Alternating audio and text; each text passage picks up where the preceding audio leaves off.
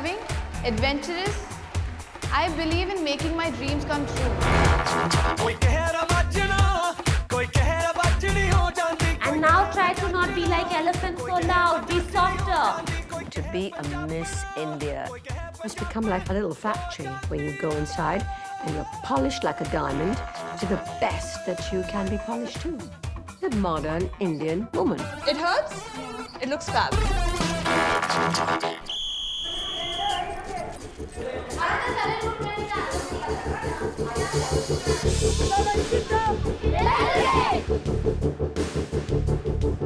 शेर बनने की प्रक्रिया यहाँ से शुरू होती है युवतियों का शारीरिक, मानसिक और बौद्धिक जागरण करने के लिए।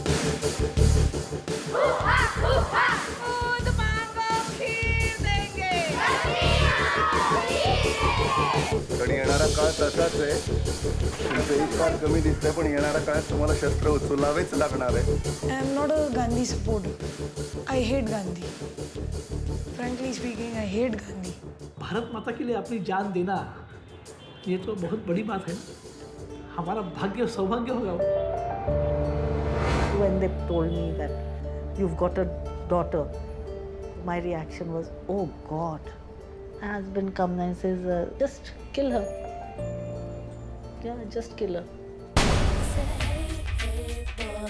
I held her, I said, this girl will make me proud. Bye, goodbye, I said, and I walked off.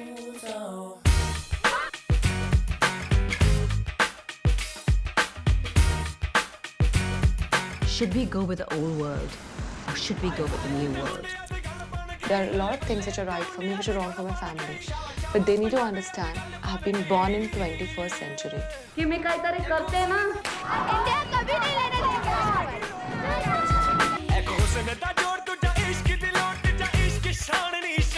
I'm going to make the full use of this platform because from here, life doesn't end, it begins.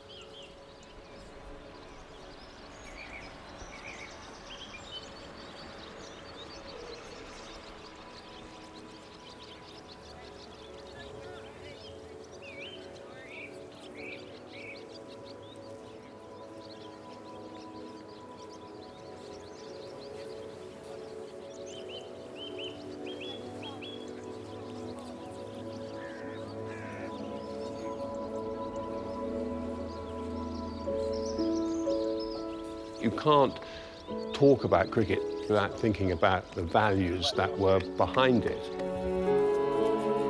The whole idea of fair play, you walked, if you nicked it to the wicketkeeper, you didn't claim a catch that was on the half volley.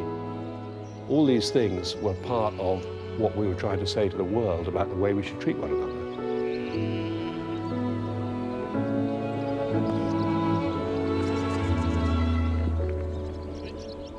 The spirit of cricket, I mean, it's integrity, I think it's honesty. It is its own code, its own moral code, and it served the game pretty well for 130, 140 years.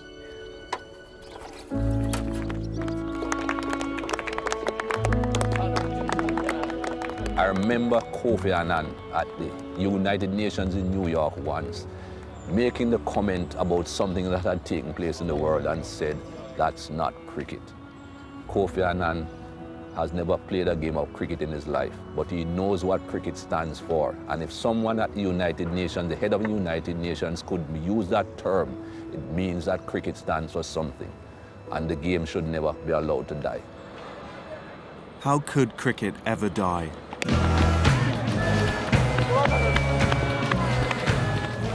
It's grown from the green fields of England to become the second most popular sport in the world, played and watched by 1 billion people. My name is Sam Collins. This is my friend Jared Kimber.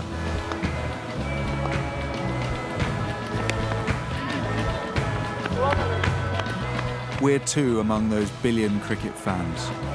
From different backgrounds and different sides of the earth, we've been mad about cricket our whole lives, and eventually it brought us together. Now we get paid to travel the world and watch it as journalists. In 2011, we set out to make a film about the game we love and what future it had in the modern world.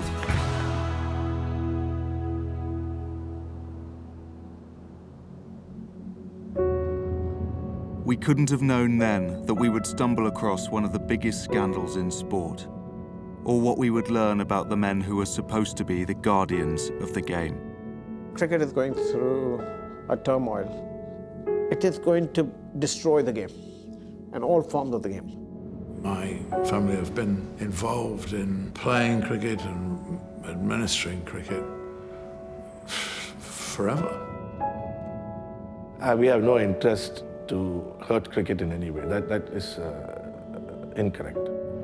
Or that in the end we would stand by helpless as 140 years of history was buried in the urban desert of Dubai.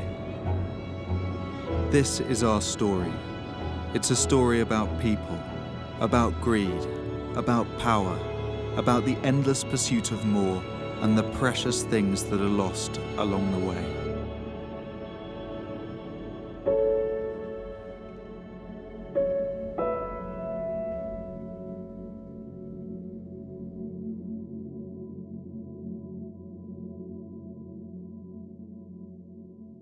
You're watching the Chuck Fleetwood Smiths. You're watching the Chuck Fleetwood Smiths. You're watching the Chuck Fleet... Don't know what happened there?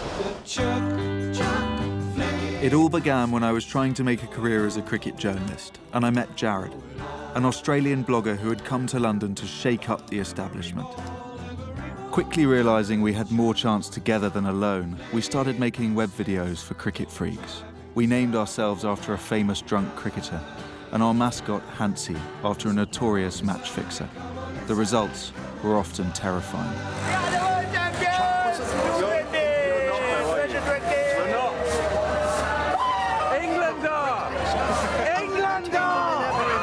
We had two things in common, our sense of humour. Would you mind if I asked what colour your trousers were?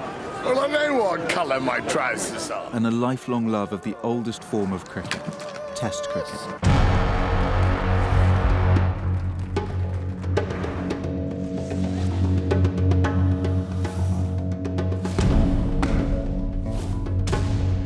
If you ask me what made Test cricket unique, I'd say it is the one sport that is not just about winning. It's about what you learn over those 5 long days. It's called Test cricket, and that's what it is. It's a test. It's a complete test. It's a test of your skill, it's a test of your courage, and it's a test of your intelligence. Certainly as a batsman, as far as I was concerned, a test match was perfectly known. It was a test.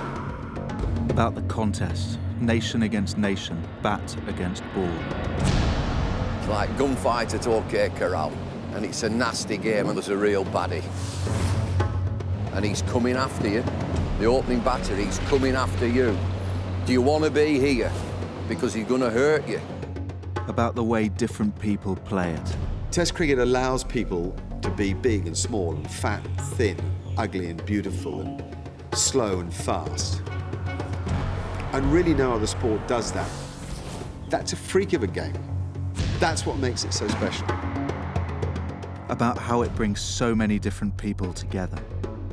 Of course, the gentleman's game has never been perfect, but it's our imperfect.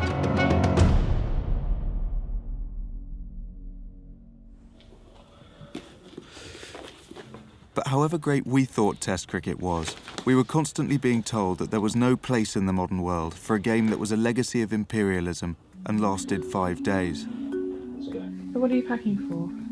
Australia, India, Sam. Sam, the other woman. Sam, the other woman, exactly. And seeing as we were cricket journalists, we thought we should try and answer the game's biggest question. Was Test cricket really dying? I'll only be away for a few weeks this time. It's not too bad, is it?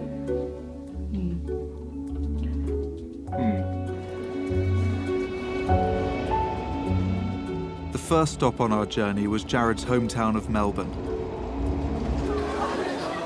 We had a crew and a camera, but no script and no idea what we were looking for.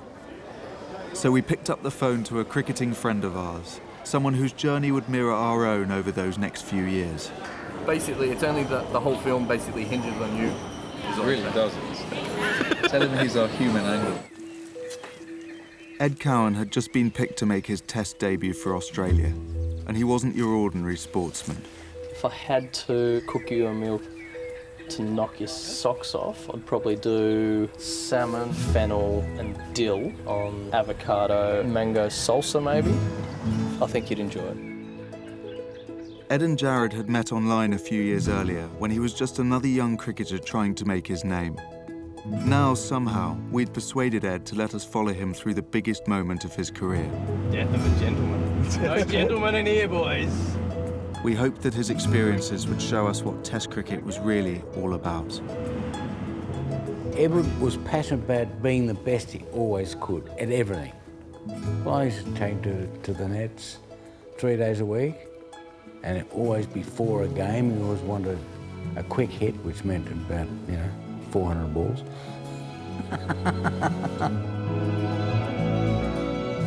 Ed's was the sort of story that made so many people love sport.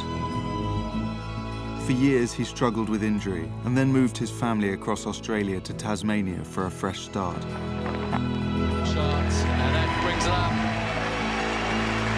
Oh, he's happy with that, and so is the crowd. Ed Cowan, what a great innings. Now, at 29, he was finally making a name for himself. He's fit for Tassie, 7 times. It feels as though all the little moments feel like they've been justified in a way. Yeah. To ruin your wife's career, to move to an isolated island off the south of Australia, just so I could play cricket, that's a big move. So in a sense it feels as though that's been justified, I guess.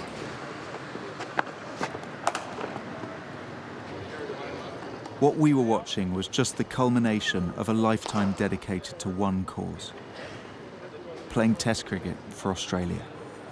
Test cricket, for me, it is the game. It's the only cricket, how I judge cricketers by. To all of a sudden be in that cauldron, I don't know how I'll handle it until the occasion, I guess. Boxing Day Test, mate. Debut. When Boxing Day arrived, 80,000 fans descended on the Melbourne cricket ground for the biggest day in the cricketing calendar. Ed had entered a whole new world. Walking over here, I was really quite nervous this morning. Obviously when I saw him get handed his baggy green, it was a very emotional moment. Like, this is Ed's dream come true. Like, out there today, his head would be spinning. This is, he's wanted this dream ever since the day he was born, I think. Cricket in Australia in our summer is a big deal. Test cricket, baggy green cap's a big deal. It's a symbol for kids to dream about, and for people to aspire to, and for people to admire.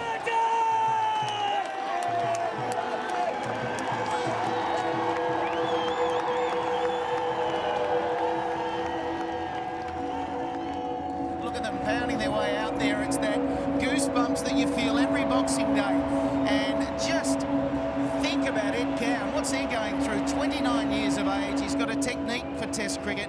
I'm really looking forward to this. The beautiful thing about cricket is you're in control of your action, so you become very routine focused. So a lot of the times you don't notice the crowd. It's a blur. You can't see anyone in the crowd.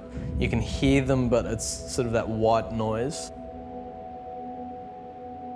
When you're at the striker's end and you see the bowler running in, it's not just physical, it's how you breathe and the number of breaths and the type of breaths, and it almost becomes this sort of meditative state that you can get yourself into when you're batting.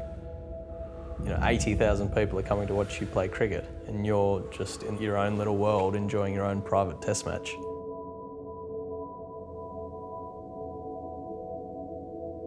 So here, Khan to take up the attack from the members' end, and Ed Cohen on strike.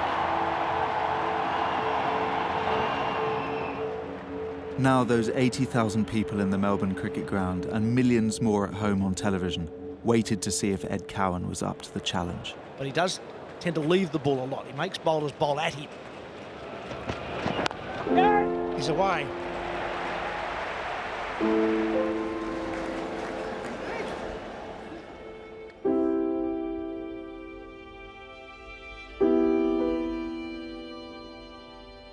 It probably wasn't until just before lunch. That was a moment I sort of took stock and looked around, thought, oh my God, there are some people here. What are they doing? Just had a moment to myself of, this is awesome. I'm having a great time. Just keep going, mate. You're doing just fine. He's done a very good job today of blunting the attack, seeing through the new ball. Now a chance of making a 50 on debut. That's it. It's the start of taking a big opportunity for Ed Cowan. 50 on Boxing Day. I had no idea where Ginny or any of my family were at that moment. So, probably got a little excited with raising my bat. I thought I'd acknowledge the whole crowd, and at least I'd know that I would have got them to some degree.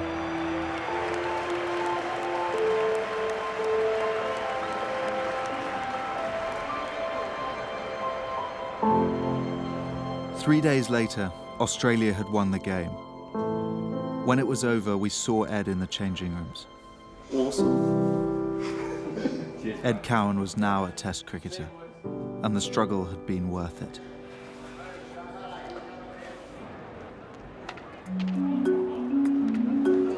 Watching Ed's success, it was easy to forget we had come to Australia to investigate whether Test cricket was dying. You want my head off? Fortunately, most of cricket were on hand to bring us back to earth. Yeah. Am I looking at you, Sam? Or? Yeah. 1, 2, 3, 4. I'm ready. What are you asking me? I've forgotten. This isn't supposed to be serious, is it? What? I think Test cricket is, dare I say it, extremely vulnerable at the moment. Do you fear for the future of Test cricket? I do fear. I fear for the importance and the relevance of Test cricket. There probably is too much international cricket, most definitely. Short Test series that don't really mean anything. I definitely do see crowds not coming as they used to before. The world's got faster, I think attention spans are shorter. How do you get a 20-year-old to come and watch 5 days? People under 25 are dropping off cricket, and under 15, it's a vacuum, it doesn't exist. As cricket fans, we were used to hearing this sort of thing. Some people had said Test cricket was dead the day it was born, that no one in Victorian England had time for a game that took days. But 140 years later, it was still going. And at the same time, cricket had constantly reinvented itself. The game's modern hinge point had come in 2003, when cricket had invented the latest, shorter, sexier format of the sport. 2020 condensed a 5-day game into 3 hours. And if Test cricket demanded patience and concentration, 2020 was full of big hits and instant entertainment. The public couldn't get enough, and 2020 was now played in leagues around the world. Chief among them, the Indian Premier League, cricket's new zeitgeist.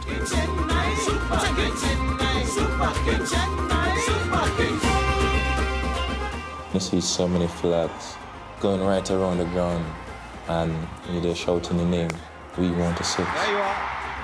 Okay, I'll give them a 6. Whoa! It's a great feeling. Going. Beautiful.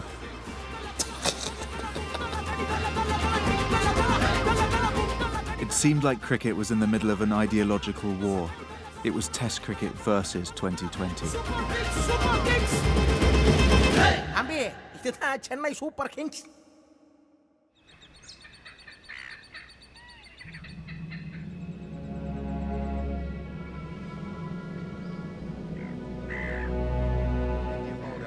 161 on the first day of the third Vodafone Test match here at the Wacker Ground in Perth. You should have seen Ed Cowan and David Warner go to the middle. Gee, they ran out. And in Australia, as Ed Cowan's first Test series continued, we were seeing the battle play out for ourselves.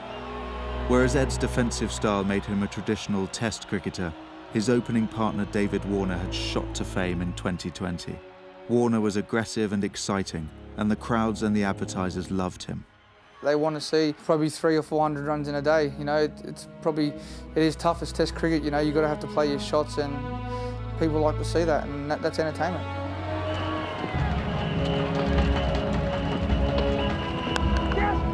It's through. Now the pull shot. Oh, it's 4. Oh, gee. What sort of shot is that? I tell you what it is, it's a huge shot. Oh, he's gone long this time. Is it there? Yes! While their contrasting styles made for a good partnership, it felt like Ed and Warner were competing for the hearts and minds of the cricketing public. Thank you. That was some viewing.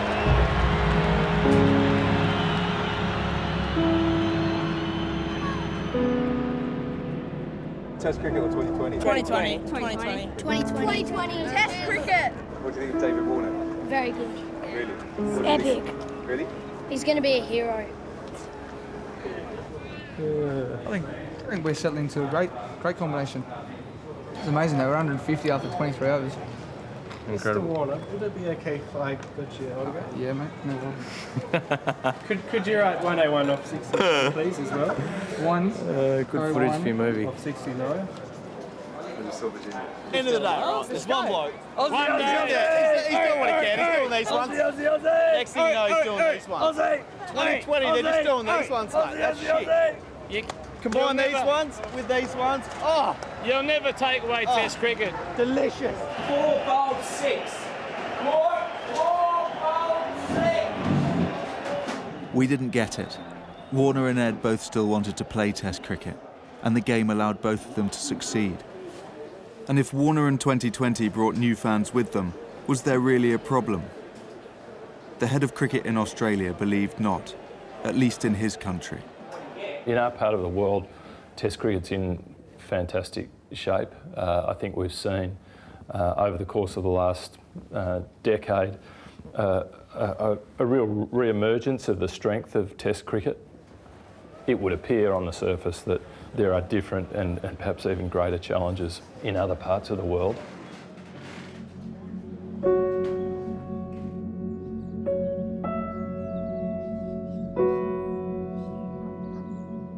So, where and how was Test cricket struggling?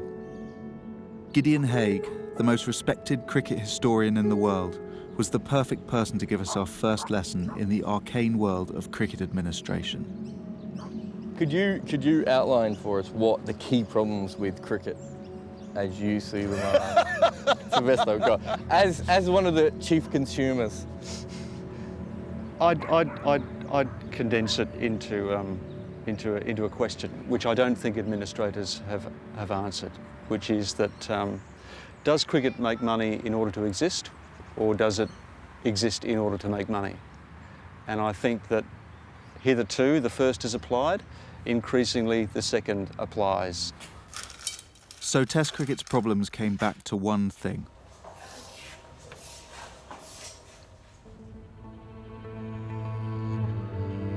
The satellite television boom had turned cricket into a billion-dollar sport, but that money came predominantly from the TV-friendly shorter formats, and particularly in the 3 countries whose economies and populations combined to generate huge value television deals.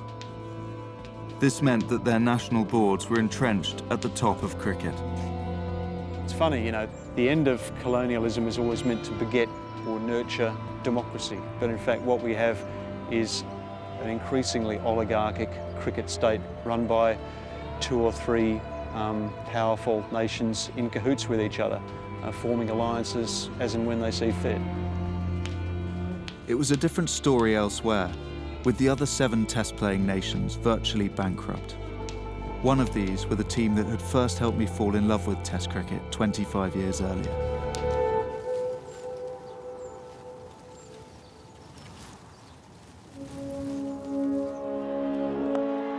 West Indies had been the best team in the world for a generation until the mid-1990s. But today, with a small population and television audience, they were unable to compete on or off the pitch with the big three nations. An increasingly typical story among cricket's smaller countries, for whom playing Test cricket made little financial sense. And cricket's big three were less and less interested in playing Test cricket against them. Occasionally you might get 2 test matches or 3 test matches against a top team. So where that leave you as one of the teams below? So how are you gonna look at it now? You know, it's ridiculous, you know. Now, with Indian, English and Australian administrators organising more and more lucrative matches between themselves, West Indies had little option but to play fewer test matches and more of the more profitable shorter formats. What we are seeing, the rest of the world, as far as the administrators of the game are concerned, don't care about West Indies cricket. You hear a lot of talk around, oh, world cricket won't be strong until West Indies are strong. I don't think the administrators feel that at all. You know, world cricket will be strong as long as you have plenty of money.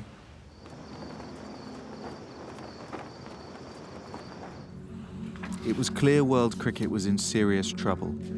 So who were these administrators and what were they doing to our game? Well, the nature of administration's actually changed quite a lot. As cricket's become more lucrative and more culturally significant, it's attracted more and more politicos. And they're not particularly interested in people who are fans of the game.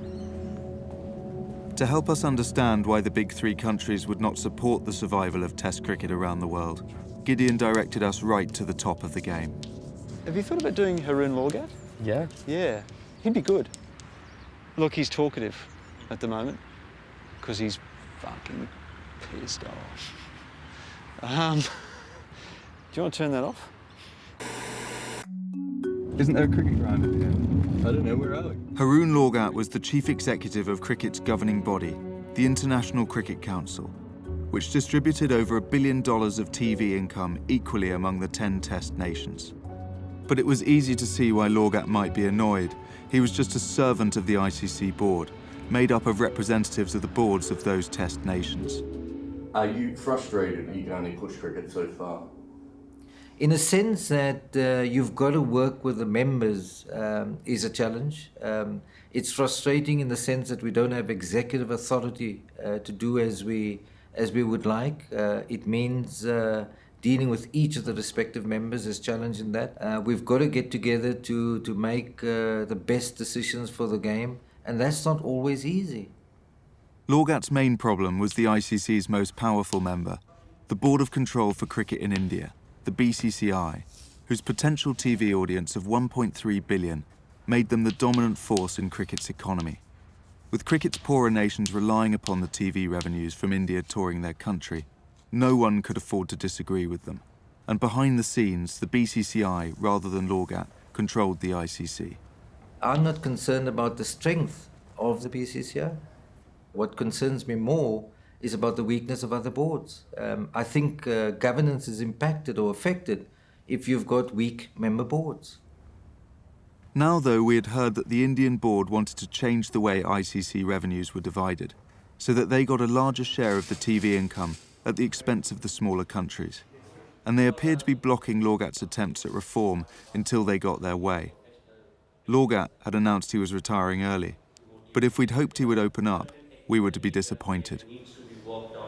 What is the reason you're leaving your position? I think 4 years is a long time in this role. I feel that I've contributed in a manner that I feel comfortable with.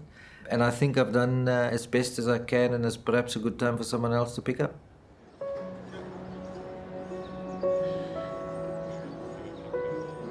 No wonder cricket's dying if everyone just goes, well, you know, I can't see anything on camera, but I can hint at the fact that something might be wrong. It's just like, just come out and say it. If everyone comes out and says something, maybe something will change.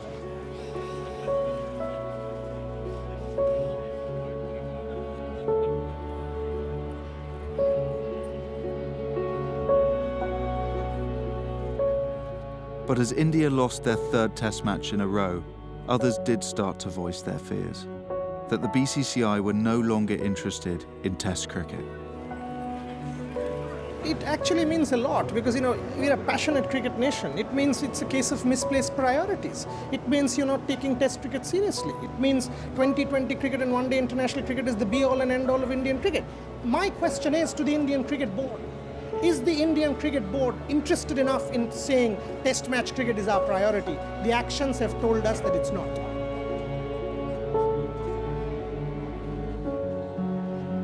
The Indians seem to be besotted on 2020 cricket in the IPL.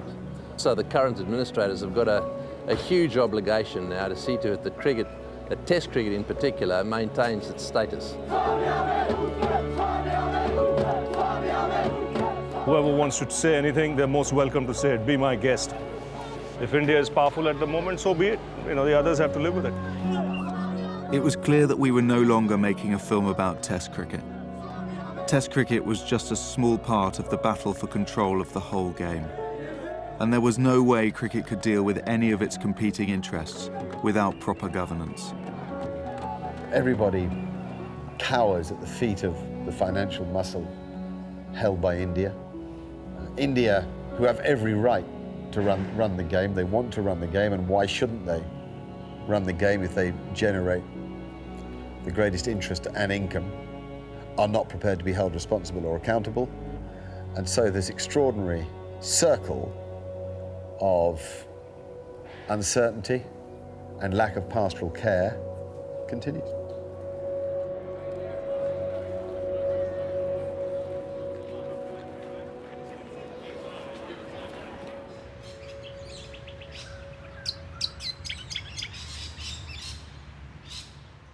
There was one final test to play, and India would lose again.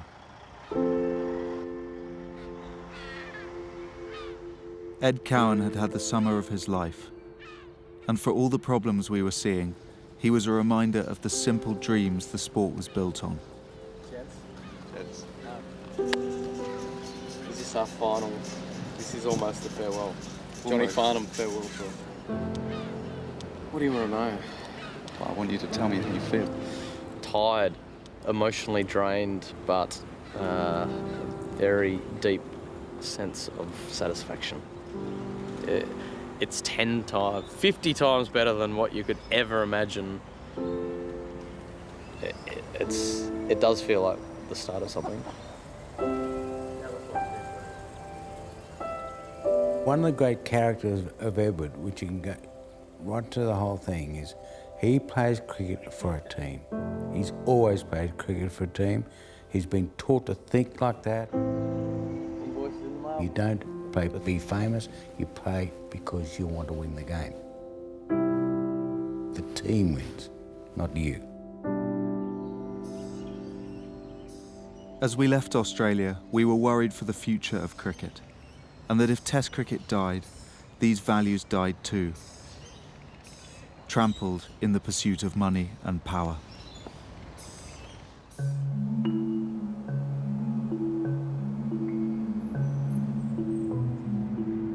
The laws which governed the game 100 years ago were in a very crude state. I mean, so this is a piece written in 1887 about 1787. But back in London came the bombshell cricket needed. As a final act, Haroon Lorgat had commissioned the English judge Lord Wolfe to assess ICC governance. I was asked by the International Cricket Council to have a look at their governance, because although I'm certainly not an expert cricketer, I do know about governance. With regard to the conduct of the players in the field, there were rules in place to ensure that they behaved in an appropriate manner. But what applied on the field to the players didn't apply in the boardroom. They weren't governed by any ethics as far as I could see. And decisions were being made with regard to large sums of money which didn't have in place the sort of protections which would normally exist in your local club, or you'd expect to exist in your local club. Wolf's report called for independent governance to sort out an organisation fundamentally unbalanced by the self-interest of its richest members and lacking basic accountability and transparency. It warned that cricket faced dire consequences if this advice was ignored. Surely the game had to listen. So we went to see Giles Clarke, the chairman of English cricket and England's representative on the ICC board, to ask him what he thought. Lord Wolf said in his report, I quote, "Cricket's a great game. It deserves to have governance, including management and ethics, worthy of the sport. This is not the position at the present time." Do you agree with him? No, I don't. Okay. He also said, currently the ICC reacts as though it is primarily a members' club. Its interest in enhancing the global development of the game is secondary. The question is, what is the ICC? And Lord Wolf, in my judgment, is yet to fully understand what the ICC is. He's entitled to his view. I'm entitled to my view. And as I've indicated, I don't think it should be a members' club. I think it should be run for the benefit of cricket as a whole, rather than the interests of individual members. I've heard more nonsense described to me as being something is that it's in the greater interests of cricket. What is the greater interests of cricket? Because I'm very clear on what cricket's needs in this building and in this country are.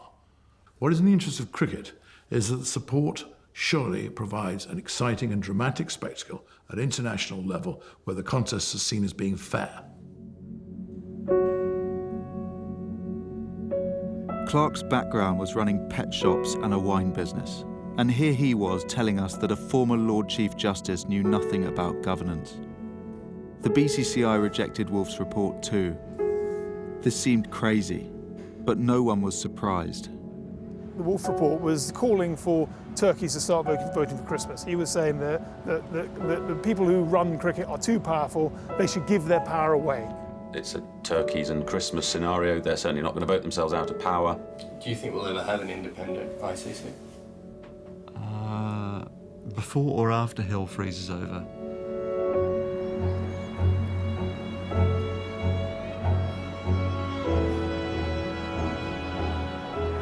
Feels like fake snow. It's British. We had to find out why men who appeared to have the best interests of cricket at heart were being ignored. So we went in search of the people who were really running the game.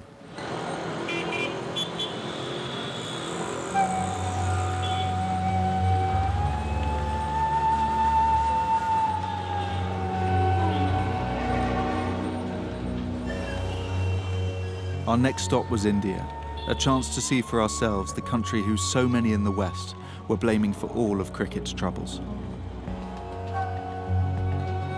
This was a country the British once ruled, where cricket had been used to spread the colonial ideal.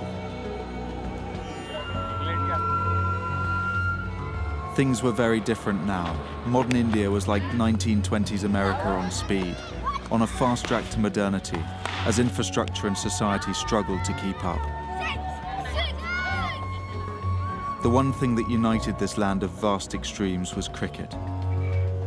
And so it made sense that in 3 years the IPL had become a multi-billion-dollar brand, in the process cementing India's status as cricket's richest force.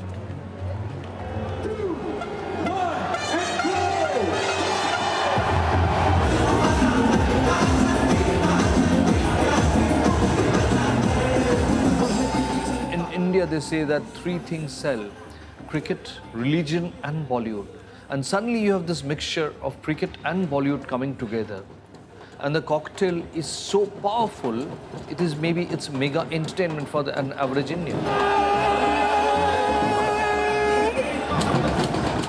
It was our first time seeing it in the flesh, and it was unlike any cricket we'd ever seen before. It was incredible. The IPL had been forced into being by one man, one ego, the aspiring Indian administrator, Lalit Modi. It's truly a momentous day for India and for the great game of cricket. We will be treated to some of the most exciting sport that this country has ever seen. ambition and his passion was incredible. I don't think anybody could have managed to do what he did. Modi was a maverick with a checkered past who found his niche in cricket after spells in television and marketing. In 2020, he saw the perfect opportunity to monetize the Indian market. He gets stuff done. The man is a genius at what he does. Do you think it's fair to say you don't need any more introductions? You're such a celebrity now. No, I'm not a celebrity, but I saw a very keen businessman, though I'm told he comes from a history of failed businesses. But, I mean, everyone talks of the other side to him, which I didn't see. So I don't know if it exists, probably does. I think this is a godsend. And I think this is the best thing that's ever happened to Indian cricket. IPL doesn't compete with Test cricket, it competes with Bollywood. And it's mobilised a whole lot of people who previously had never been to cricket. So how can that possibly be bad for cricket? Well, there was one problem. Modi's model changed a not-for-profit sport into a commercial free-for-all. 10:40 a.m. and the auction buzz was at... The IPL generated huge amounts of money for the BCCI. It was contested by privately owned franchises sold to mega-rich celebrity owners who spent huge sums of money on signing the best players from all around the world. Number 17, Kevin Peterson. There's a lot of players out there who can thank Lalit Modi for making them very, very wealthy people. 1,500,000. Cricket had never seen sums like this before. 150,000. You're playing international cricket and you say, oh, okay, I'm getting $1,000 US for our international one-day game. And then when you look, you see you're playing a T20 game and you're like, 800,000. Ah, that can't be real. It's Ian Morgan, the English. If you look at football, how those guys have been paid, it's big, huge business. And the cricket changed into a big, big, big business. At 100,000. The problem was the 2-month IPL season went up directly against international cricket. And with none of the smaller countries able to match IPL wages, players were forced to choose between playing for their country or earning vast sums of money. Anywhere else? At the end of the day, you only play this game for a short while, so you've got to maximise your opportunities. It's reality. We have been branded as that, so the players going after the money and so forth. But, listen, mate, you have to face reality in life. And while we were in India, this reality was being borne out on the other side of the world. Our friend Ed Cowan was playing for Australia against a West Indies side missing Gale and several of its other best players, because they were in India at the IPL. Ricky Ponting's arrival with Ed Cowan brought stability to the innings, and Cowan made his 50. You're not turning your back on your country, but just present a perfect opportunity. Deep down inside, I know I've accomplished some tough things in Test cricket. Seeing how much money India were making, many other countries had started their own 2020 leagues, further reducing the opportunities for international and Test cricket. Back in London, we'd spoken to Tim May, the players' representative at the ICC. We know the players will go to where the money is. So if international cricket really wants to survive, and along with the Test cricket, it needs to coexist with these, let's say, more fast-growing, more affluent leagues such as the IPL, not conflict. Otherwise, international cricket won't be much of a platform for the sport anymore. It won't be the best against the best, and that's what international cricket should be.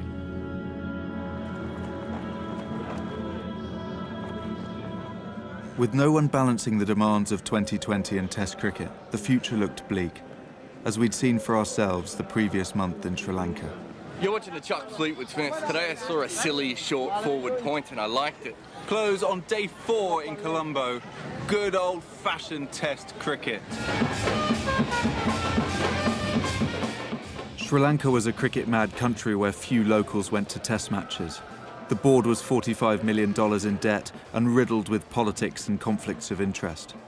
We were there watching a Test series shortened to nothing so players could go to the IPL, while everyone around us insisted Test cricket remained the pinnacle of the game.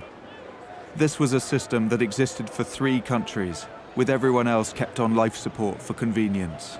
And as far as we could see, things were only going to get worse. Fortunately, Giles Clarke was on hand to tell us why we'd got it all wrong. I think what you're doing, with respect, is making a mistake of you're early at stage in your journalistic career and you haven't seen how things work. In these parts of the world, cricket is the national sport. Cricket will continue. Is that not complacent to think that cricket will continue when the Sri Lankan attendances at these games? No, it's not remotely complacent. This game, I could give you the sort of nonsense you're spouting comes straight out of Wisden 1909.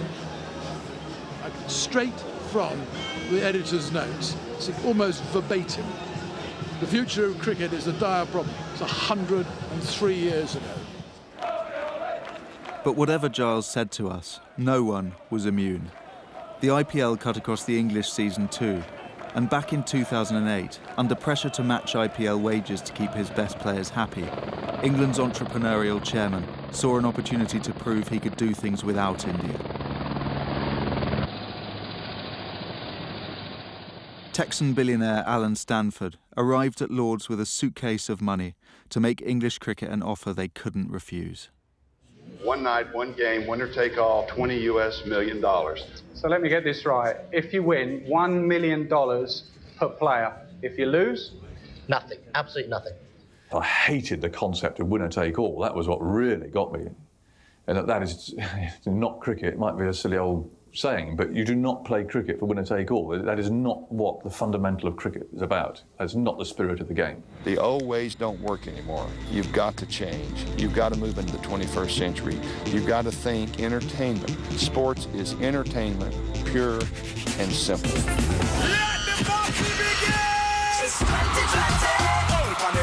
England fell to pieces. They got slaughtered by the Stanford Superstars or All-Stars or whatever they were called, lost by 10 wickets. And actually probably the right guys got the money in the end, the guys who were less well off. It then turned out that Stanford was at the top of a great big whacking Ponzi scheme and had been taking money off a lot of people and ended up in prison. And so that didn't work out too well for the ECB. Will you ever shake the Alan Stanford affair? Me? Yeah, it's irrelevant. I mean, it is a matter which had horrific consequences for West Indies, major funder of West Indies cricket, let's not forget, and for lots of people in the West Indies. But for us, it's history.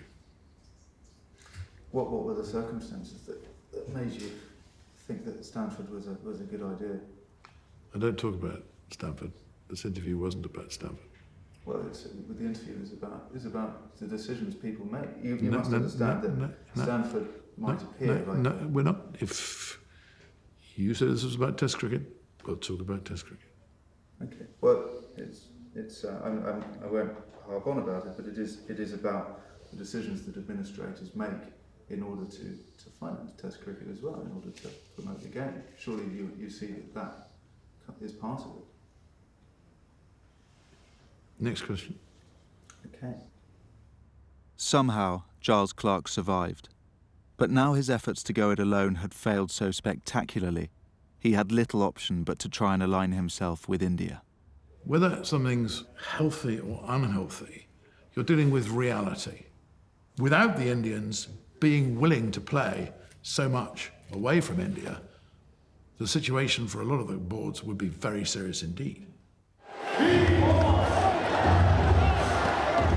Back at the IPL, reality was inescapable. Whatever the merits of Test cricket, it was 2020 that was driving the BCCI's wealth and power. Because Test cricket is very boring because of the defense. So it's boring, totally. Test cricket is for elders and for our parents.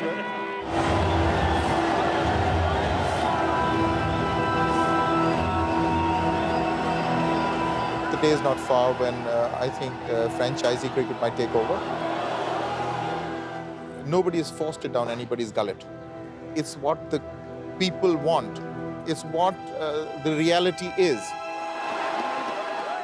But I am no one to say that Test cricket must be preserved at all costs.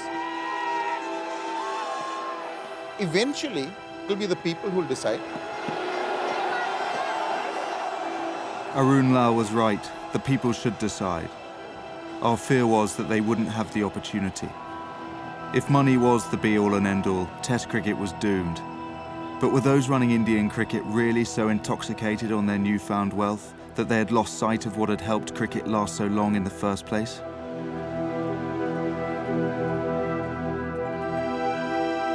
"2020 had not yet passed the test of time, and if this was the future, our nagging question was it cricket or even sport?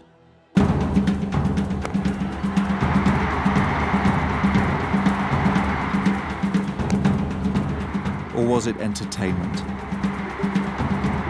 Cynically constructed, magnificently executed, but entertainment nonetheless.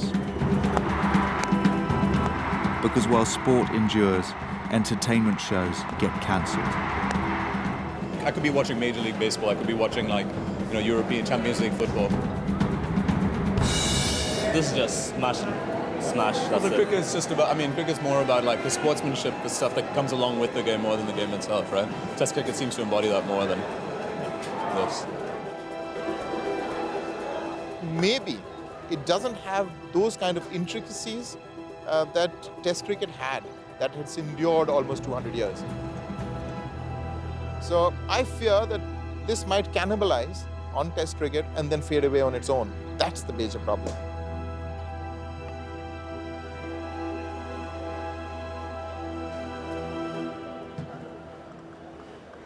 If Lal was right, it wasn't just Test cricket, but the whole sport that was under threat. But before we could reach any conclusions about cricket's future, we had to understand the motivations of the BCCI. There comes a time when money ceases to be important. And unless the BCCI is able to be more socially responsible and play a role whereby cricket can go forward, I think world cricket is entering a phase, and Indian cricket is entering a phase, which is going to be seriously problematic. I think BCCI is right now a reflection of India, the nation, in the sense that there is this sense of grievance which they have nursed over years, and suddenly they have found a voice. There's a feeling that we can't do any wrong. We had begun to hear rumours that the BCCI were now threatening to abandon world cricket, to keep their vast television revenues for themselves. Indian cricket administrators suspect strongly that India is not getting the full benefit of the profit that the Indian game generates. Then it might be better if India just sort of went it alone. If you like, that the IPL was just the warning shots. If that means bad news for Test match cricket or international cricket, in the end, it won't mind that too much. All roads now led us to one man, the president of the BCCI and the most powerful man in world cricket, the cement magnate N. Srinivasan. Everyone we'd spoken to had told us we'd never get to him. But it turned out that the man known as the inscrutable leader of an impenetrable empire answered his mobile phone like everyone else. We were hoping it was really about the way that, the future of Test cricket.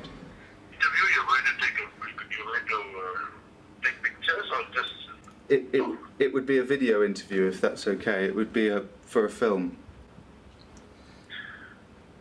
All right, so when... this is my itinerary now. Well, that's very kind, Mr. Srinivasan. I will be in touch and let you know how we're going. Thank you very much. Okay, all the best. Bye. That was weird. Wasn't expecting you just to pick up. We found out that that's actually like T. Srinivasan. That's what I was thinking. It's Paul Srinivasan. Yeah. He runs a carpet supply company in Chennai. Yeah. So what do we do now? Do we go to say he's in Chennai? Okay, flights, Chennai. Flights. Mumbai to Chennai. N. Srinivasan was the man responsible for the game that was everything to over 1 billion Indians. What you see out there in the 22 yards is just not Indian cricket. Indian cricket is also played by the real political parties in India. It's as political as it can be. That's how important the president of the BCCI is. He's one of the biggest celebrities in the country. All of these things taken together, Indian cricket is very serious. It's very, very serious. Tell me that doesn't look like Richie Benaud. Now we had an audience with him, our intention was to confront him with the BCCI's responsibility to the global game. What do you think the perception of BCCI is? Well, I think the BCCI is a very well-meaning organization. You know, we are not an ogre. We have no interest to bring down, to hurt cricket in any way. That is incorrect. IPL doesn't mean we have lost focus on Test cricket. We believe in Test cricket. When we turned to asking him about the effect of the IPL on world cricket, we began to see that inscrutability for ourselves. The IPL has not really affected that many players. I think that to say that this is the reason why Test cricket is, players are not playing Test cricket, that I don't accept. As far as the Wolf report is concerned, I think first and foremost it starts out to say ICC should own the game. I don't agree. And then now you want to say that the person who provides you the money should not have an automatic right to sit on the board. How much of the ICC is politics? We're all equal when we sit at the table there. We may have differing points of view.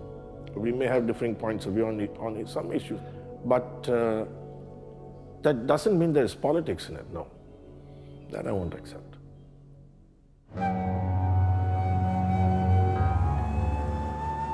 We left with a warning to make sure our film was fair and balanced to those who were merely servants of the game. Srinivasan had proved as evasive as we'd been warned, and we never got to the bottom of what was driving the BCCI or Srinivasan himself. They don't own the game. He was clearly doing it with an agenda, and I failed that test. We don't need administrators, we need people with vision and guts and determination. Because Srinivasan's position at the head of the BCCI contained a serious conflict of interest. And Srinivasan, he runs a company called India Cements, yet he's also the now president of the board, and he runs an IPL team. Isn't that a conflict of interest? And they changed the rules. They actually changed the constitution so that Mr. Srinivasan could actually buy a franchise. In 2008, Srinivasan's company, India Cements Limited, had purchased one of the 8 original IPL franchises, the Chennai Super Kings. My very own IT company. It meant that the man who could decide the future of Test cricket stood to benefit financially from the tournament that threatened it the most. So, were Srinivasan's personal interests influencing BCCI decisions? We had to speak to the one man who knew him better than anyone, his former ally, Lalit Modi.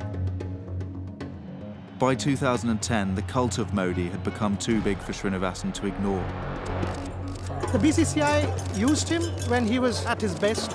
He was the marketing czar who could do no wrong. And then once he became too big for his boots, perhaps, he was becoming the face of IPL. It was a tournament synonymous with Lalit Modi and not the BCCI. The BCCI pushed him aside. After the IPL final, where Chennai beat Mumbai at 1 a.m. last night, the BCCI then emailed a 34-page charge sheet against Lalit Modi, listing 22 charges of impropriety ranging from financial irregularities to rigging bids.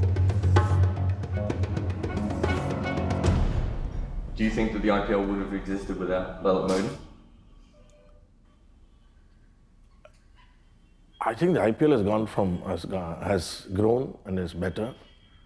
And there is no controversy now.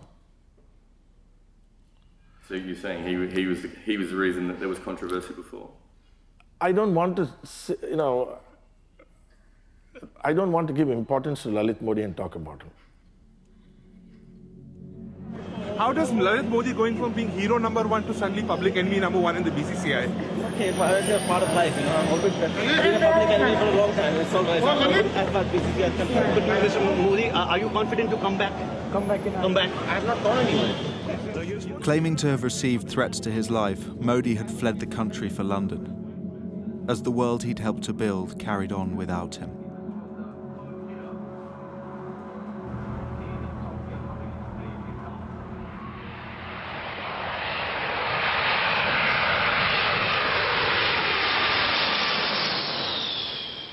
So now we headed back to London too, in search of the man we hoped would shed some light on what Srinivasan was up to. I love the IPL because I created it, and nobody can take that away from me. There are many allegations against me, and not a single one proved. 2 years down the line, I'm fighting it, and I'm convinced that it's all political, and we'll fight it going forward. And Mr. Srinivasan, less said the better. Instead of talking about Srinivasan, what Modi wanted to tell us about was how he was the potential saviour of Test cricket. The players who play Test cricket are the ultimate players of cricket. T20 should be there to supplement it and to subsidise it to a certain extent, but to bring the fans back into the game.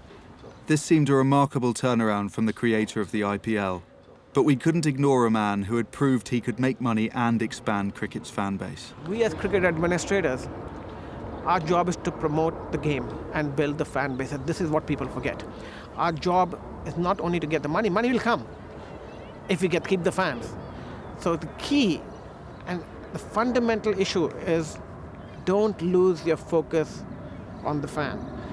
Always have the fan at the center of anything that you do. At the end of the day, you've got to find ways and means to enhance the game, and the politics should play a secondary role.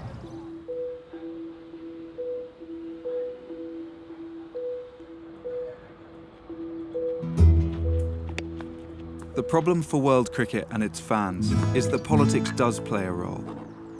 There were 105 countries who played cricket, but only 10 were allowed to play Test cricket, and they awarded themselves 3/4 of ICC revenues. Meaning the others, including several of the biggest economies in the world, were starved of the opportunity for development.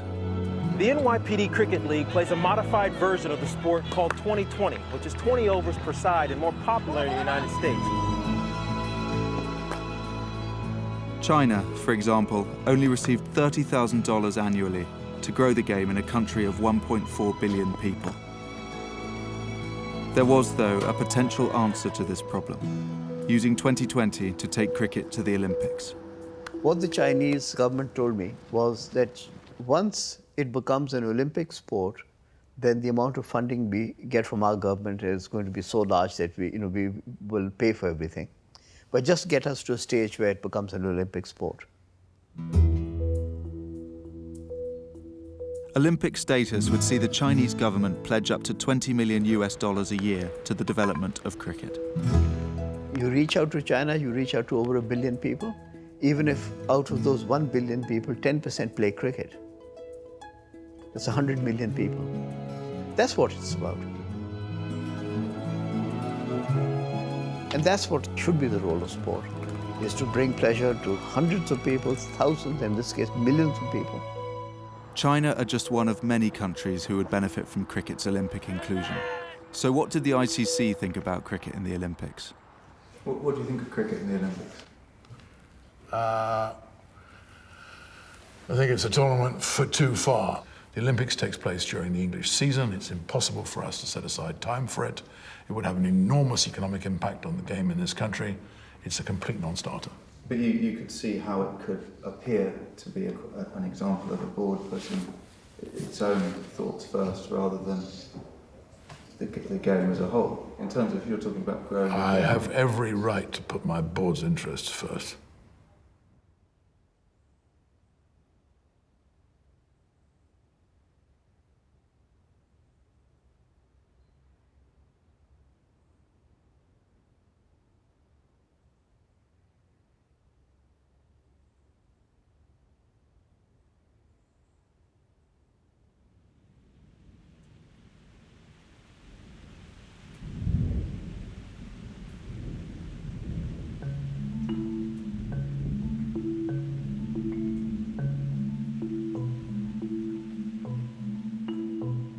The sport we love was shrinking before our eyes.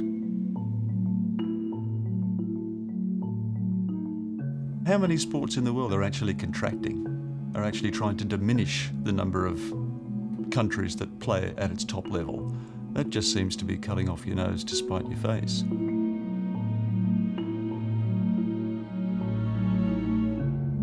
And as nobody seemed interested in doing anything to help cricket, it was time for drastic action.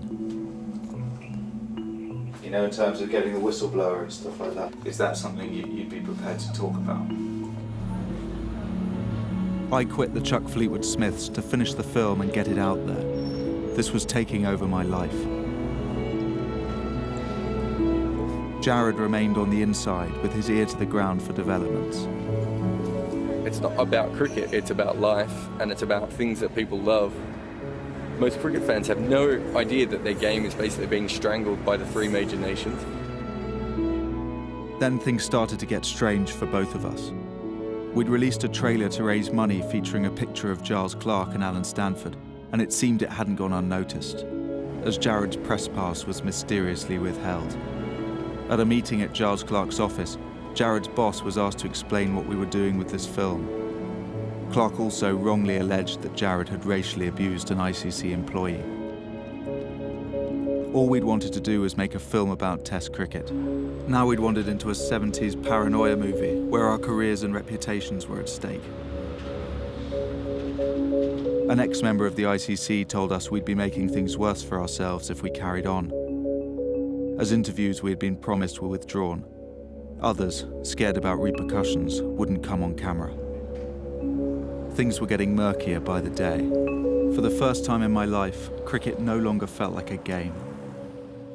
It exists mainly for the interests of broadcasters, advertisers, entrepreneurial administrators, elite players, corporate investors and sponsors. And the fan, where he's considered at all, is there to be monetised and to be exploited.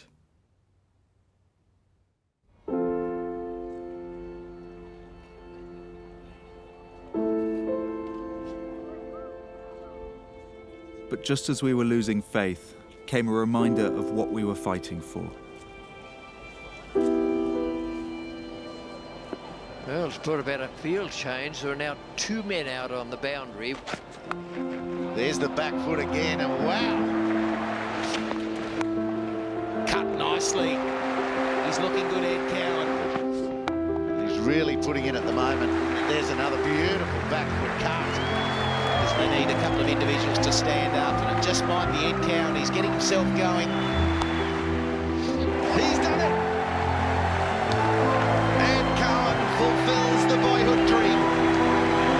The moment that will live with him for the rest of his life. Imagine what's going through Ed Cowan's head. Imagine all the hours and hours, the hard yards, training sessions, the net practices, the coaches, the advice, the thought processes, the move, the decision to go to Tasmania, and then finally the realization of that dream. Very happy man there in Ed Cowan's maiden Test 100. Incredible innings. Great moment for the young man.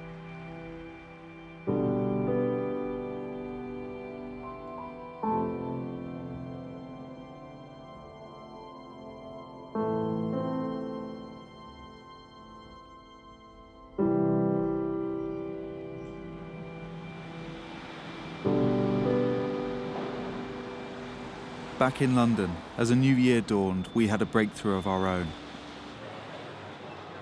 As one of the sources we'd been chasing finally agreed to talk to us.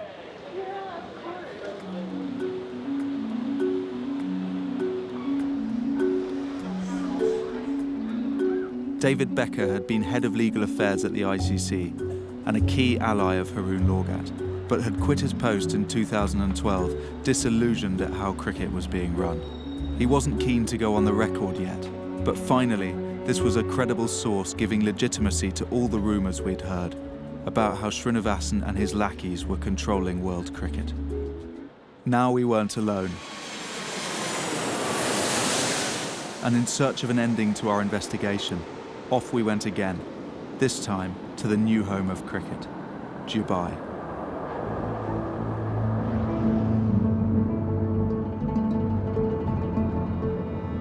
Ten years previously, in an apparent show of democratisation and modernity, the ICC had moved from Lords to Dubai.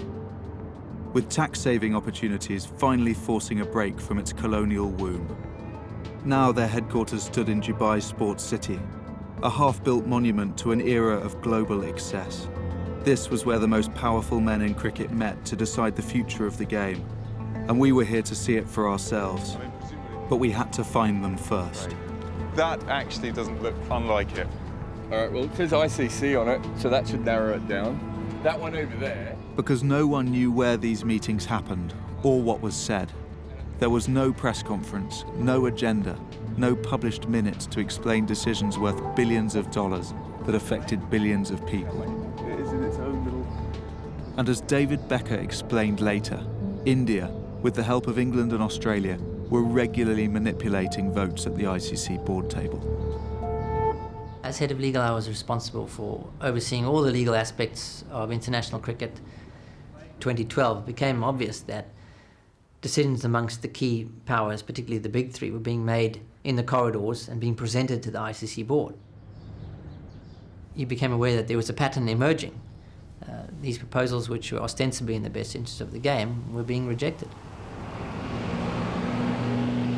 It then occurred to me that either I try and implement from the inside some of these changes that emanated from the Wolf Report, or I leave the organisation, and I chose the latter.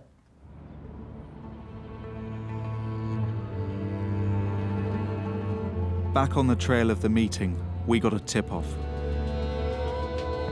Yeah, it looks like he's saying at the Marriott, there is a few Marriotts. Do you know if there's an international cricket meeting at your hotel? It is excellent. In the best traditions of investigative journalism, we found ourselves a fake shake and headed on in. I just thought it looked quite cool. We knew we wouldn't be welcome, but we had to pierce this ridiculous secrecy and ask Srinivasan and Clark one question. Why was cricket shrinking on their watch?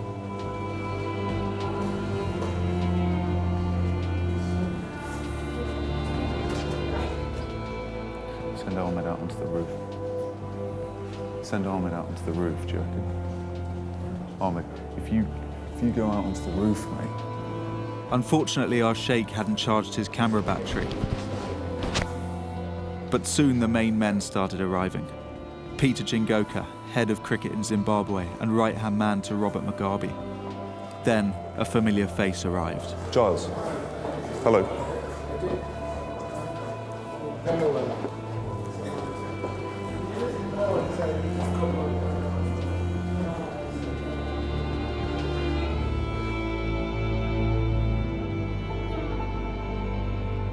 We waited all day, but the closest we got to answers was a press officer.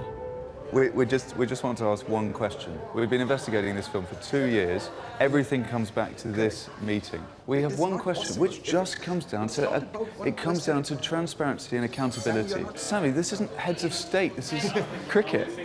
If we are recording all this, Sam, I'm sorry. if we are doing this, I will be very, very unhappy. Can you? So. No.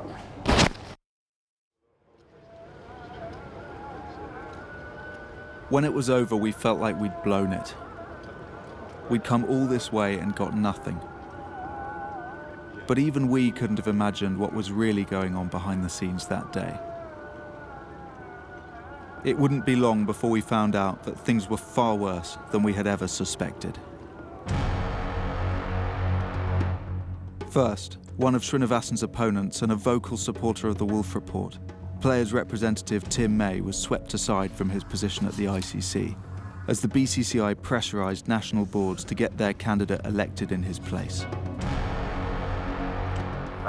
We're aware of the fact that the captains have come under pressure not to vote for Tim May. There was just pressure put on them that if they didn't vote for that particular candidate, that tours would be taken away or India would not tour those particular countries. So when they were told that, who are they being told that by? Are they being told by their boards, by their individual boards, who obviously were feeling the pressure from BCCI. May's replacement, Laxman Sivaramakrishnan, was from India, a country that didn't recognise player unions. This is just exactly how cricket runs, and the major decisions being made at the ICC have been made, just the outcomes are a function of threat and intimidation. and Sivaramakrishnan just happened to hold an interesting link to Srinivasan. Sivaramakrishnan is an employee of India Cements. So if someone comes and says, oh, there is a direct connection between Mr. Srinivasan and Sivaramakrishnan, yes. But cricket's night of the long knives was not over yet. Next in Srinivasan's sights was Haroon Lorgat, who was back in cricket as Chief Executive of Cricket South Africa. The BCCI were quick to make their disapproval known. I believe I've done everything I possibly could, but we shouldn't be naive about the influence that people have. As far as Haroon Lorgat is concerned, we have differed on issues several times. But there's nothing personal. To punish South Africa for appointing Lorgat, the BCCI threatened to hit them where it hurt, their TV revenues. In a development bordering on the absurd, the BCCI has reportedly threatened to pull out of the tour to South Africa later this year. Eventually, India settled for a shortened tour, costing South African cricket tens of millions of dollars. The ICC and the rest of cricket just stood and watched. To David Becker, the ICC were ignoring a binding agreement to the tour. I was quite astounded by this. Any company that passes a board resolution is required to act in accordance with that board resolution and enforce it. Otherwise, it acts contrary to principles of corporate law. It acts illegally. At this point, Becker released a public statement, putting his career on the line for his principles. I felt it was really important to come out, particularly at that juncture. If an organisation was not prepared to uphold and enforce its own resolutions, it was a significant issue for the game of cricket. There's no doubt that those within the game are very frightened about speaking out. These are very powerful people who run cricket. The message to the rest of cricket was clear. Don't cross N. Srinivasan.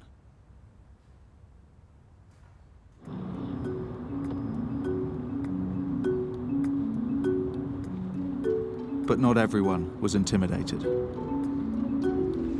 Just had a chat with Lalit Modi. He seems to have been allowing us to spend some time with him, observing him. He is. I don't know what to make of him yet.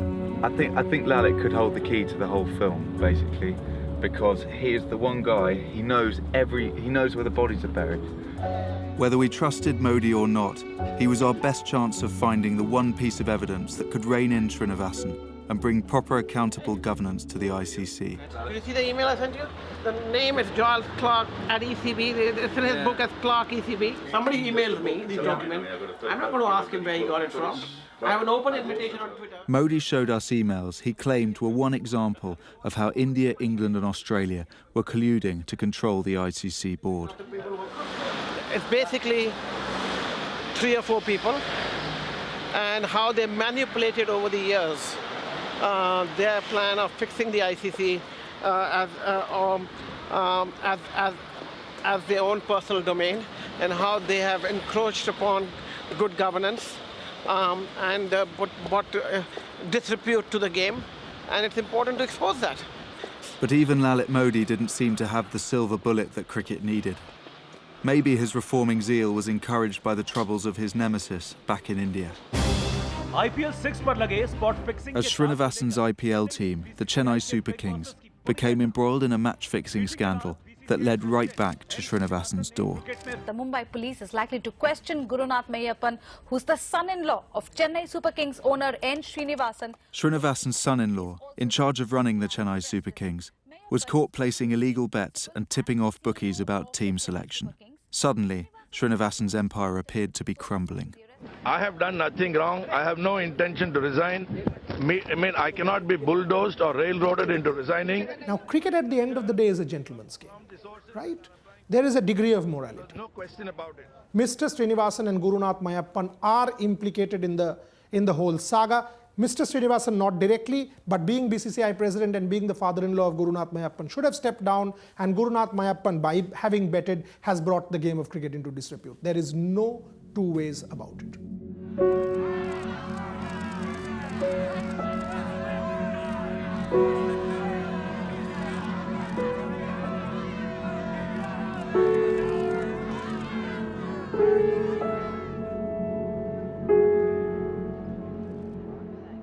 first to put the boot in was, of course, Lalit Modi.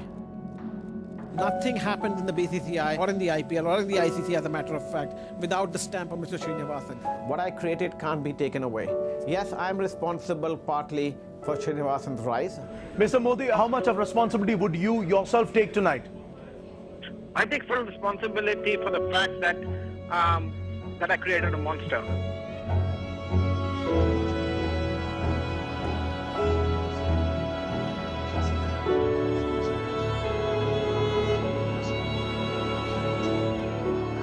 Cricket is going through a turmoil. And turmoil not because of the product, but because of the administration. Do you know what the quantum of betting is today? $2 billion a game. Now, when you talk about $2 billion a game, you're talking about a whole new economy. For the first time, we are seeing family members of cricket administrators involved in betting and match fixing. We don't know where it stops. What is the biggest taboo in the corporate world? It's insider trading. In insider trading business, you're playing with money, and it's greed, and it's to do with adults. In the case of sport, it reaches down to our children. It reaches down to everybody, and it's to do with the emotions.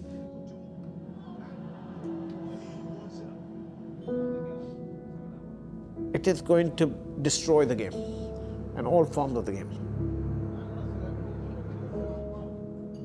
Modi was screaming from every media platform available, but no one was listening.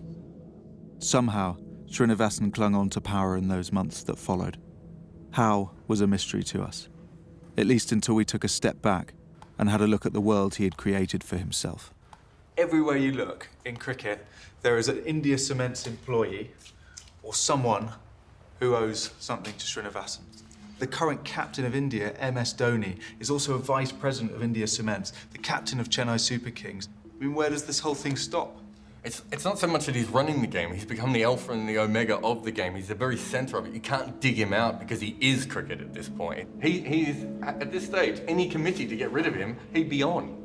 The only people who could stand up to him and try and get rid of him have got too much to lose if it goes wrong, which makes you question what their motivations are. Yeah, you can't be involved with Srinivasan at this point and not be tainted with that brush. I mean, everyone knows what he's doing. It's now out in the open. There's been newspaper articles, there's been Supreme Court trials, there's been everything that you need to know that there is something going wrong and that he's not running cricket correctly. What we're talking about is businessmen willing to do absolutely anything to keep hold of unpaid positions running a not-for-profit sport. It doesn't make sense. For Srinivasan, he's actually making money out of the Chennai Super Kings. And then on top of this, you've got money being made from an illegal cricket stream that links directly back to him. So what is actually happening? Is this unpaid, or is there an actual reason why he's so desperate to keep his power and he just wants it so bad? Why do these men so desperate for this power of cricket? What are they getting out of it that we're not understanding? But just as we were trying to work it all out, suddenly we got the answer we'd been dreading. We were too late to stop Srinivasan.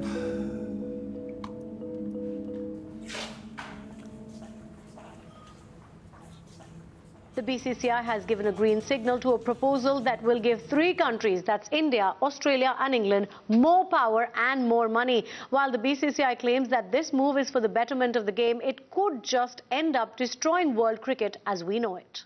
In January 2014, it emerged that the boards of India, England and Australia had been working in secret for over a year on a series of dramatic reforms for world cricket. These were fundamental changes to cricket's governance. They just happened to be the exact opposite of what Lord Woolf had recommended. Meaning the BCCI and N. Srinivasan will take central leadership of all international cricketing affairs. The draft also proposes a new financial model with the big 3 set to have the lion's share. India, England and Australia had awarded themselves over 50% of ICC revenues. This money would come from funds previously allocated to the smaller test nations and the development of the game. Have you seen the Dhoni email about this? N. Srinivasan would become the new chairman of the ICC and effectively head cricket's anti-corruption unit. When several of the poorer boards objected, the BCCI made it clear that if agreement was not reached, India would walk away from international cricket. Now the proposals appeared set to be forced through in Dubai. This time, at least there would be a press conference. We had one final trip to make.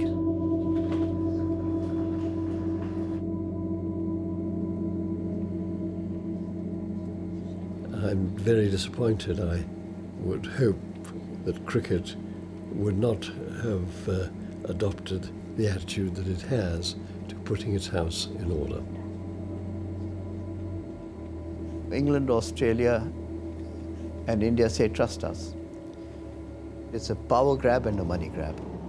And that's all it is. I think Mr. Putin would be very proud of them.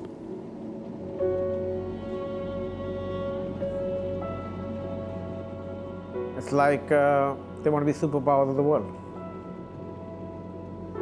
If it is agreed, cricket will only be played in the subcontinent and nowhere else. Mr. Srinivasan will stab them.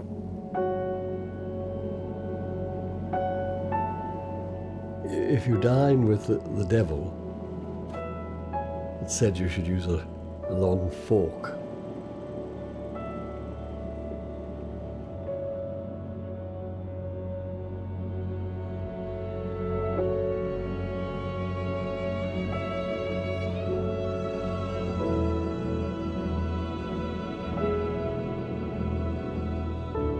The vote would be a formality. The takeover of the game wasn't in the shadows anymore. It was part of cricket's new constitution. And it went against everything the gentleman's game was supposed to stand for.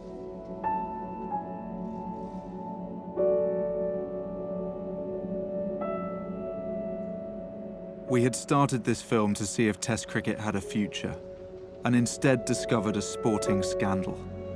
A global game and the billions of dollars it generated was being hijacked by 3 countries, who, without transparency or accountability, were putting their own interests ahead of the dreams of 100 others, at the expense of 1 billion fans around the world.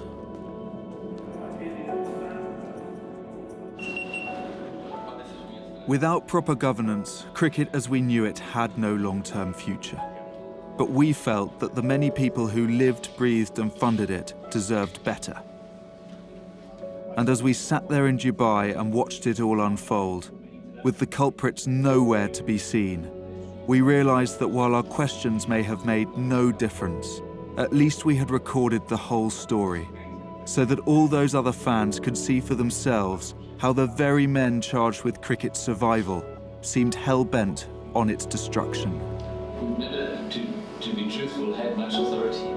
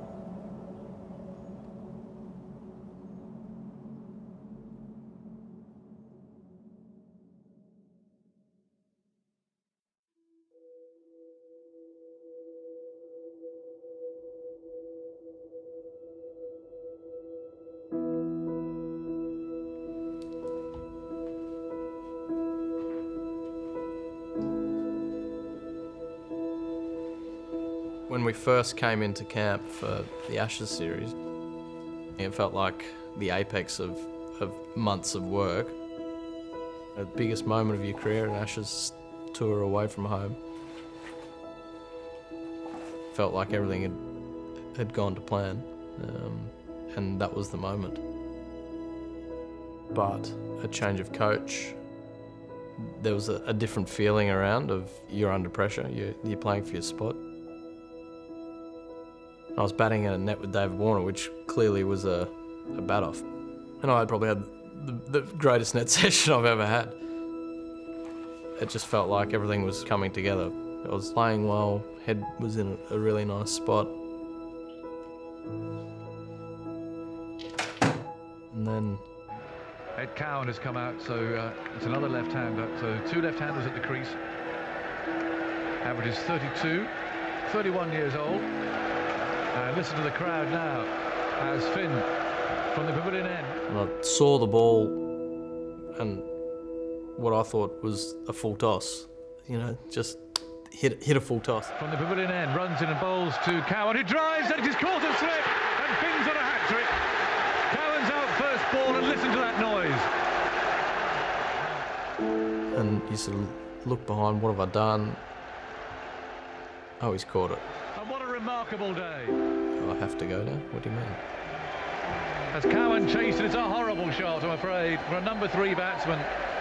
He'll hate looking at that again. Why did he play that? Nerves, pressure, goodness knows what. That was a poor shot.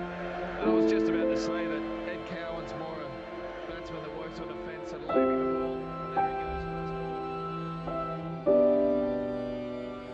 And then the trudge back, I was like, this can't be happening. This is an absolute nightmare. I was just so angry. Angry that I'd let myself down. Angry that I'd let my team down.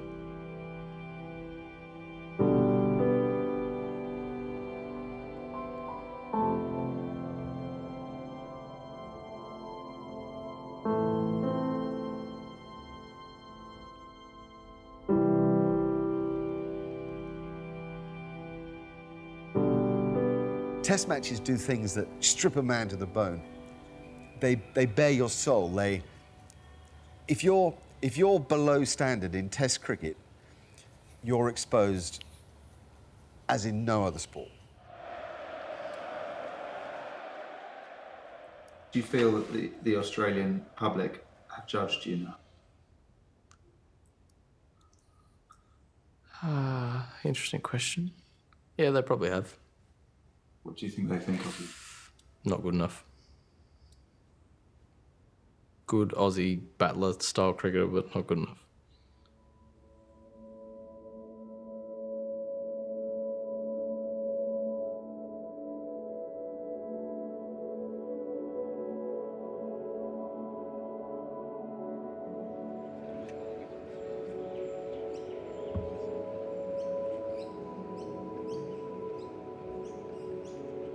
I can't see a lot of purpose to cricket without Test matches, just as I can't see a lot of purpose to literature if it's only haiku. It exists. T20 needs something to be shorter than. There's something about the epic scope of Test cricket that you would not create now, that is kind of unique to it, that can never be built again, and once it's lost, it can never be replaced. And we will feel its absence when it's gone.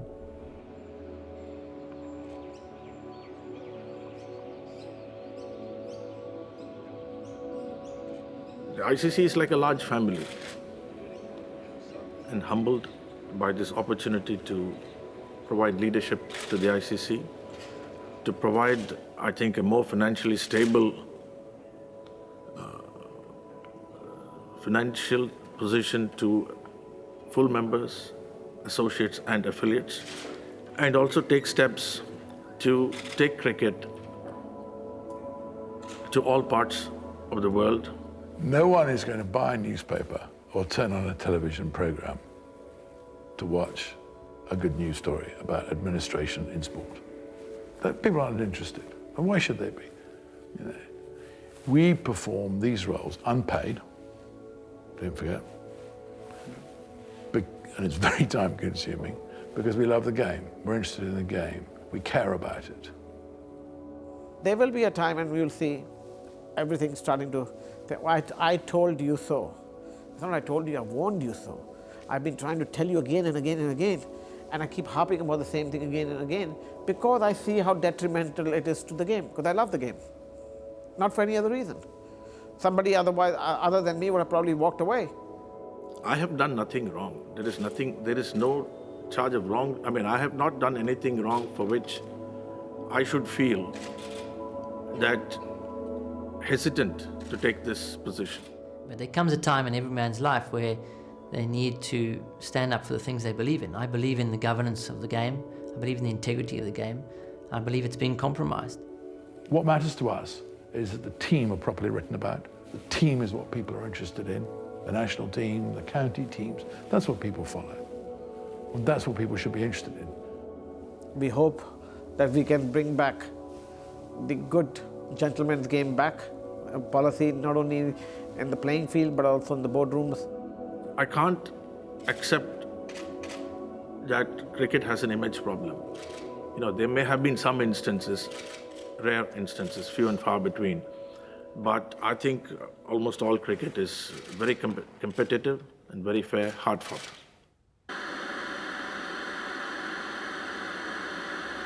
What do you hope for the future for Ed? I hope he enjoys his cricket, does as well as he can, and when it's over, it's over. You can kick and scream and whinge, or you can get on with it. Well, it could be a lot worse off. I'm very lucky, I'm healthy, happily married, have a beautiful daughter. You know, I poured all my energy into playing cricket. It has felt like I've given it my best shot. It's a great leveller. It's pretty true to life. You can think that you're brilliant one moment, next minute you're out first ball for naught. Seems to me to be a bit of a character builder. And I think you're better off for the hurdles that you get over as a result of playing our game. Okay, Roby's turn. Would you do it again? Yeah, in a heartbeat.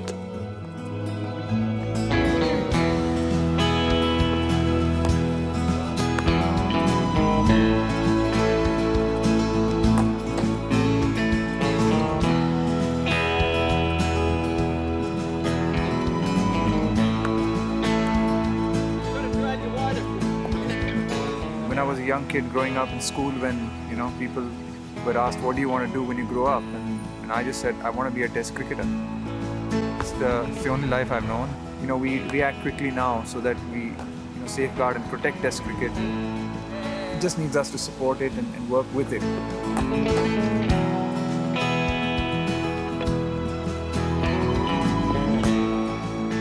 I'll tell you where cricket is in 20 years.